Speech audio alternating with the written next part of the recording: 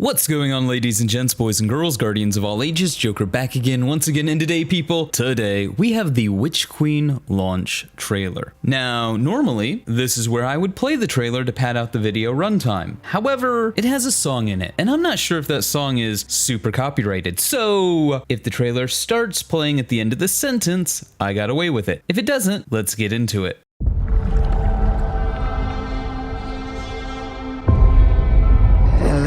Old friend, I've chased you for a long time.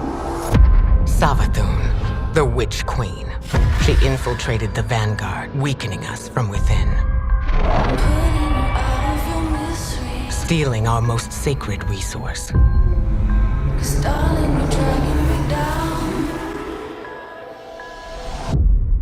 The light. How do we stop this?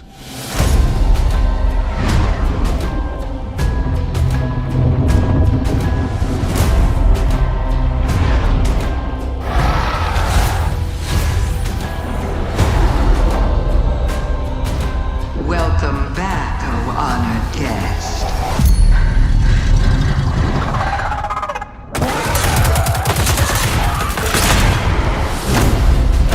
I used to see beauty in people. It is the mind that must bend to see the truths hidden here. I see muscle and bones. I wanted to hurt you, but I'm sorry, my friend. This is the end. The game is yours to play now.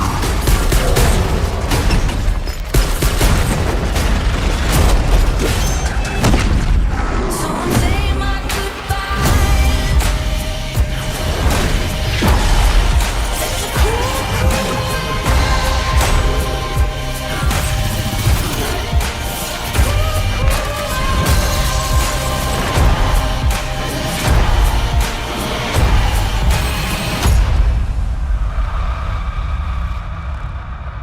Just don't say I didn't warn you.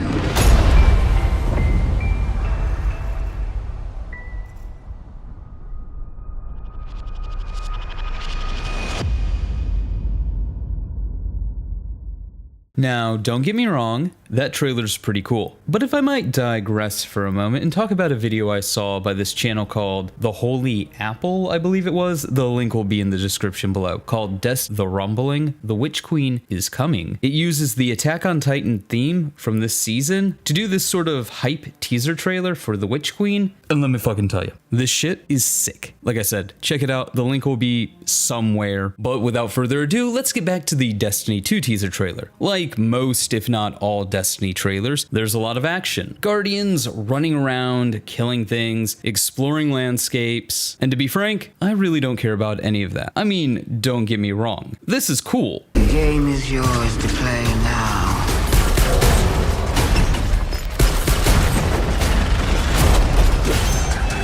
Like, hey, A+ for choreography, but it'll be a lot cooler when I'm doing it in a week. No, what I want to talk about is a few moments from the teaser trailer that could indicate the way that we understand Destiny lore is about to change. Dun dun dun! Hello, old friend. I've chased you for a long time. She infiltrated the Vanguard, weakening us. out of your misery. Stealing our most sacred resource. Dragging me down. Look, as a lore nerd, in the light of that, we have more pressing matters to attend to than a reissued Vice sidearm and a Hake shotgun. Though I'm sure people are elated to see those return. But I digress. So, this first scene is clearly Savathun talking to the Traveler, or rather, at the Traveler. So those of you who remember the Book of Sorrow will remember that the Hive were really created via a series of unfortunate events, one might say. TLDR, the Traveler was changing the moons around this gas giant known as the Fundament. One of these moons happened to be the Proto-Hive's homeworld. There's also 52 of these moons, including the Traveler, I believe, and when all 52 of these moons aligned, though it wouldn't take all 52 of these moons, the sheer gravitational force was going to create a god wave that would wipe out all life on the Fundament. Around the time of this discovery, Teox, who had been kind of a nursemaid tutor to the Proto-Hive children we'd come to know as Oryx, Savathun, and Xivu Arath plotted with a faction known as the Helium Drinkers to overthrow the Osmian dynasty. This drove the sisters into exile and into the Worm's arms, following the whispers of Savathun's father's little white worm, which we see here. This first meeting with the Worms is what I believe is being depicted in this trailer. However, we're missing two of the Worms. More specifically, the most interesting of Yule, who's described in lore as, "Behold my majesty, behold my crushing might, my staggering size, my scales that shine with an oppressive gleam. Behold my wings, which create winds that sweep through the stars." Since it looks like we'll be seeing the moment that the sisters made their ill-fated bargain with the worm gods, I hope we get to see Yule, who I've always assumed is an Ahamkara. After all, the deal that the sisters make with Yule is that same kind of backhanded deal that we see Ahamkara make all the time. Here's some power, but it's power that's probably going to bite you in the ass, oh bearer mine. The Book of Sorrow verse 2:2, Out of the Deep, states to Xivu Arath, "Reality is a fine flesh, O general ours, let us feast of it." Basically the same flavor text for the Skull of Dire Ahamkara, whose lore tab speaks not to the Guardian, but to the player. And this isn't the first allusion that the worm gods have some relation to the Ahamkara in the Book of Sorrows. But I digress, as I am wont to do. This brings me to a bigger point that I was originally going to cover in another video, but I might as well just do it here. I have a feeling that everything we know about Hive lore and the origin story of the Hive is about to be turned on its head. For example, in verse 1:7, the dive of the Book of Sorrows, we're told that the sisters had to dive into the core of Fundament, Hollow Earth style, where they meet the Leviathan and ultimately the worm gods. And in verse 1:9, the bargain, we have the moment they meet. You are Arash, heir to the Osmium throne. You stand on the naked hull of an ancient ship. You stand exposed to the crushing pressure and ferocious heat of the deeper fundament. It should annihilate you. It is by my will alone that you survive. I am Yule, the honest worm. Behold my passage. Behold my vast displacement, my ponderous strength, my great and coiling length,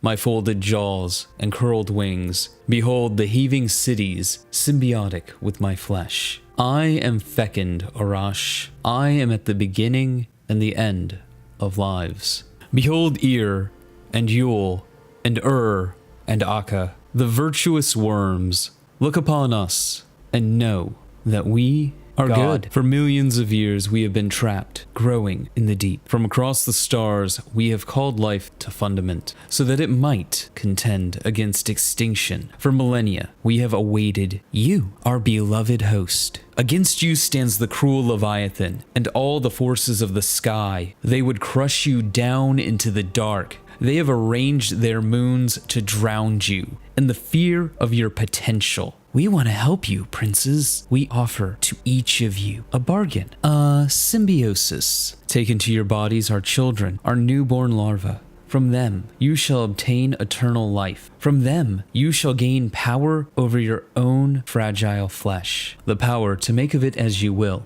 And should you find a imperfection in the world, an injustice, or an inconvenience, you will have the power to repair it. Let no mere law bind you.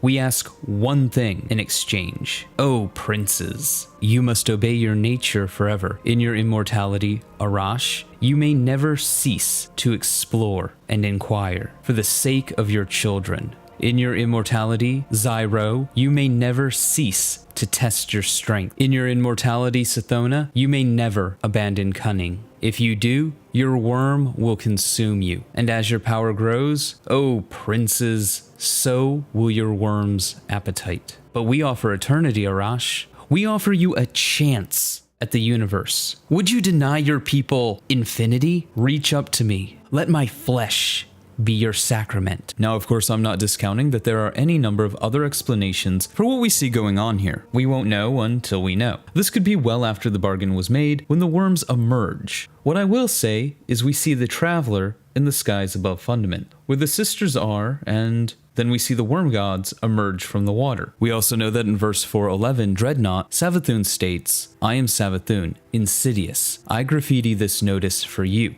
These books are full of lies. So it's not a new idea that Oryx is an unreliable narrator, and the Book of Sorrows are as much truth as they are propaganda. It's also not unimaginable that Bungie wouldn't want to tell the same story twice. We already have the Book of Sorrow. Why would they want to tell that story again in Witch Queen? We also know that on the production side, Bungie during Destiny 1 and all the way up into Destiny 2 didn't really care for continuity. They had no editor. We know that some people held on to a vision of Destiny that no one actually knew, and that people would often just write whatever they wanted. Or worse, leads would change what people had written last moment and ship it without double checking or telling the writer that they changed it. This is why Destiny 1 and Destiny 2 has a lot of lore inconsistencies, because we literally have years of writers fighting one another to define what the narrative and lore of Destiny are. With Witch Queen looking back at the past and showing us moments from the Book of Sorrow,